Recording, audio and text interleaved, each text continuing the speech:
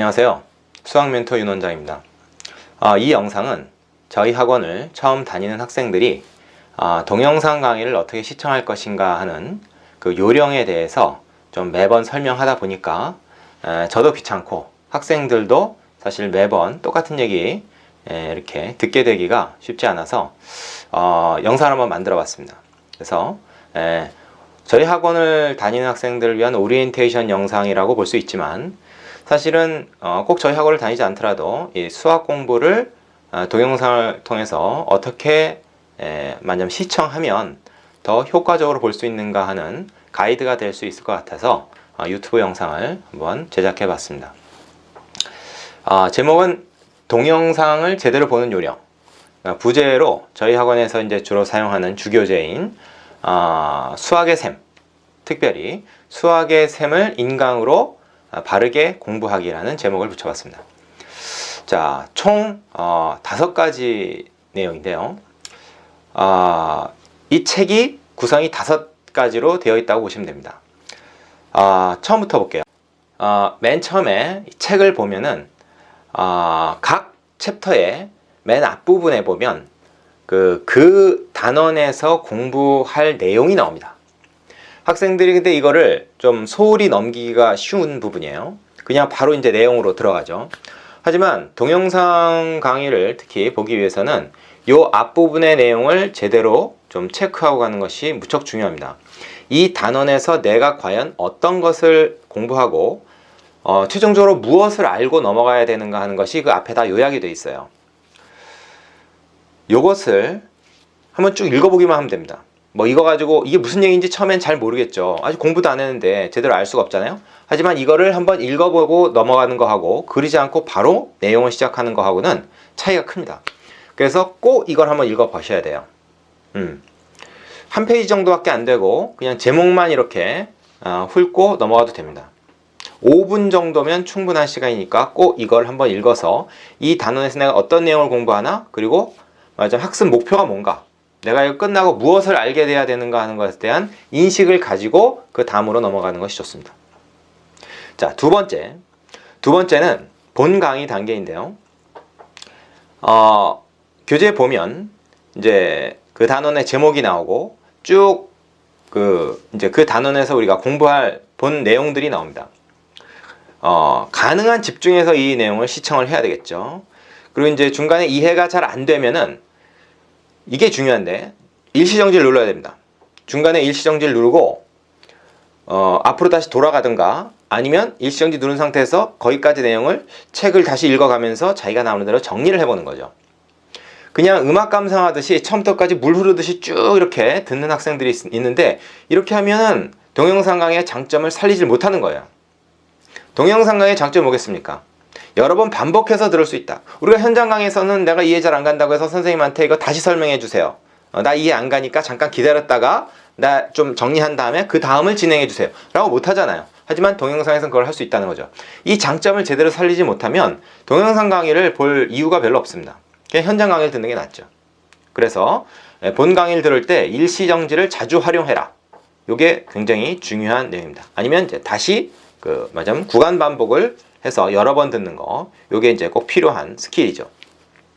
자, 그리고 또 하나 중요한 게 있는데, 일단 내용을 다 봤으면, 그러니까 필수예제 들어가기 전에 내용까지 다 봤으면, 그 다음에 이제 여러분이 뭘 해야 하는가 하면, 지금까지 본 내용에서 이렇게 노란 박스로 정리되어 있는 정리들이 있습니다. 이렇게요. 이거를 자기가 연습장에다가, 혹은 뭐 A4 백색지도 좋아요. 거기다가 쭉 한번 다시 정리를 해보는 겁니다. 정리. 문제, 그러니까 책에 요약되어 있는 그 내용을 자기가 다시 한번 이렇게 따로 요약을 해보는 거죠. 이게 꼭 필요합니다. 자, 그 다음에 이제 어느 정도 내용이 이해가 됐으면 그 다음에 필수예제 단계로 들어가죠. 세 번째 단계입니다. 필수예제. 우리나라에 나와 있는 대부분의 수학 기본서들이 같은 포맷을 가지고 있는데, 이 필수 예제하고 그 밑에 유제가 있죠. 이 필수 예제에 대한 설명은 동영상에 나옵니다. 그런데 이걸 처음부터 그냥 동영상을 보는 게 사실은 그리 권장할 만한 일은 아니에요. 학생들이 이제 편하다는 그 이유로 그냥 동영상을 쭉 보는데 별로 권하고 싶지는 않습니다. 사실 좀 더 불편하게 해야 돼요. 어떻게 해야 되냐면 필수 예제를 먼저 풀어봅니다. 필수 예제를 먼저 풀어봐서 이게 한 번에 제대로 풀릴 수가 있어요. 그렇게 되면은 동영상을 보지 않아도 좋습니다. 그 대신에 자기가 푼 거하고 그 책에 보면은 이제 그 풀이가 나와 있잖아요. 그 책에 나와 있는 풀이를 비교를 해봅니다. 그래서 제대로 됐으면 됐어 하고서는 그 다음 단계로 넘어가면 되죠. 유제 풀이 단계입니다. 자, 동영상 볼 필요 없어요. 그런데 만약에 처음에 풀어봤는데 잘 안 풀린다. 그럼 그때는 어떻게 해야 되느냐? 그때는 동영상을 봐야 되겠죠. 동영상을 보고 설명을 들은 다음에 다시 일시정지를 해놓고 자기가 그거에 따라서 또 한번 풀어봅니다. 그리고 다시 풀이 확인하고. 그래서 이 문제가 어느 정도 이해가 됐다 싶으면 그 다음 단계로 넘어가는 거죠. 되겠습니까? 그 다음 단계는 무엇인가? 그 다음 단계는 유제 풀이 단계입니다. 근데 필수 예제는 동영상 해설이 있지만 유제는 없어요. 그렇기 때문에 여러분이 유제는 일단 동영상을 일시정지를 해놓고 그 다음에 풀어봐야 됩니다. 자기가 풀어서 사실 이제 필수 예제하고 비슷한 문제이기 때문에 필수 예제를 제대로 한 학생은 유제 풀이가 그렇게 어렵지 않을 겁니다. 대부분의 경우에. 그래서 유제를 푼 다음에는 다시 또 해설을 이제 찾아봐야 되겠죠. 필수 예제 풀이는 그 문제 바로 밑에 있지만 유제 풀이는 책 맨 뒤에 있어요. 그래서 이제 이게 좀 불편하다는 이유로 책 뒤에 있는 그 풀이집을 다 잘라가지고 별책을 만들어서 보는 학생이 있는데 이건 별로 추천할 만한 일이 아닙니다. 왜냐하면 해설지는요 좀 불편하게 보는 게 좋습니다. 그러니까 해설지 보는 게 너무 편하면 그것 좀 곤란해요. 해설지를 보긴 봐야 되지만 너무 편하게 보게 되면은 자꾸 해설지에 의존하게 됩니다. 그래서 해설지는 딱 필요할 때만 봐야 되기 때문에 조금 불편하더라도 그냥 뒤에 붙여놓고 그 대신에 이제 그 견출지 같은 거를 이렇게 붙여놓거나 아니면 그 실이 있잖아요, 그죠?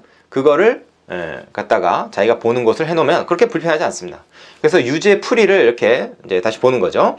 자기가 풀어놓고 그래서 답이 맞았으면은 뭐 풀이만 다시 한번 이렇게 또 점검하고 넘어가면 되고 만약에 틀렸으면은 해설지의 풀이를 보고 근데 풀이를 처음부터 끝까지 다 읽으면 안 돼요.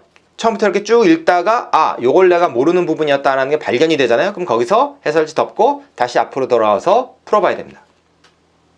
되겠습니까? 그렇게 해서 그 유제까지 다 풀고 나면 그 다음 예제로 넘어갑니다. 그러니까 필수 예제와 유제를 푸는 게 사실은 한 페이지 넘어가는 게 이렇게 뭐 두 문제 풀고 그냥 후딱 넘어간다 이렇게 생각하시면 안 되고 상당히 시간을 좀 많이 들여야 돼요. 공을 좀 들이셔야 됩니다. 이 필수 예제 풀이가 상당히 중요한 부분이기 때문에 그렇습니다. 자, 그 다음은 이제 유제까지 다 풀었으면은 우리가 이제 사실은 저희 학원에서는 뭐예요? 유제까지 다 풀었으면은 그 다음엔 선생님하고 점검하는 시간을 갖죠. 그래서 선생님이 내용을 물어보고 학생이 그 내용에 대해서 설명을 해야 됩니다. 질문에 답을 하든가 아니면 어떤 이론에 대해서 설명을 해야 돼요.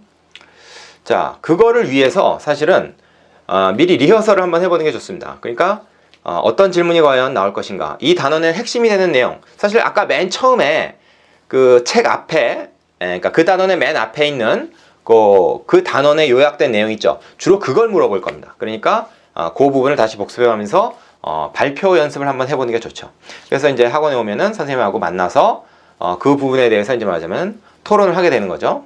선생님 질문하고 학생이 대답하고 혹은 또 학생이 이제 자기가 공부하다가 좀 모르는 게 있었으면 선생님한테 물어볼 수도 있고 그렇게 됩니다. 거기까지 다 끝났을 때 그 다음에 이제 그 단원의 맨 마지막에 있는 연습 문제 풀이를 하게 됩니다. 그 연습 문제는 보통 한 24문제에서 25문제 정도가 있는데요. A, B, C 단계로 구분이 되어 있어요. 자, A 단계는 좀 쉽고 B 단계는 살짝 어렵고 C 단계는 상당히 어렵습니다.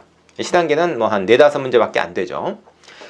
그래서 이 연습 문제는 그 유제 풀이했던 거랑 마찬가지 요령으로 풀면 되는데 단지 유제는 한 문제 한 문제 풀고 해설을 확인하고 했지만 연습 문제는 한 페이지씩 하는 게 좋습니다. 한 문제 한 문제가 아니고 한 페이지면 한 5문제 정도 되거든요. 그리고 또 한꺼번에 한다고 처음부터 그냥 끝까지 24문제, 25문제를 다 풀고 나서 맞춰보는 것도 사실은 좋지가 않아요. 모르는 건 계속 끌고 가게 되기 때문에. 그래서 한 페이지 단위, 한 5문제 단위로 끊어서 풀어보고 맞춰보고, 그게 또 덜 지루해요. 그렇게 하는 것이 좋습니다. 그리고 연습 문제에 대해서는 A 스텝은 풀이가 없지만 B하고 C 단계는 해설 동영상을 만들어 놨기 때문에 여러분이 해설지의 해설을 봐도 이게 좀 무슨 내용인지 잘 모르겠다 하는 내용은 그 동영상을 참고해서 한번 들어보는 것도 요건 괜찮습니다. 특히 이제 좀 어려운 문제는 동영상 해설을 보게 되면 내가 비록 풀긴 했지만 생각하지 못한 부분이 뭐였구나 하는 것을 찾을 수 있기 때문에 동영상을 한번 보는 것도 그렇게 나쁘지 않습니다. 뭐 이 문제에 대해서 내가 너무 잘 알겠다 하면은 굳이 안 봐도 되긴 해요. 자, 이렇게 해서 수학의 셈을 동영상 강의를 어떻게 이용해서 공부하는가 하는 내용을 말씀드려봤습니다.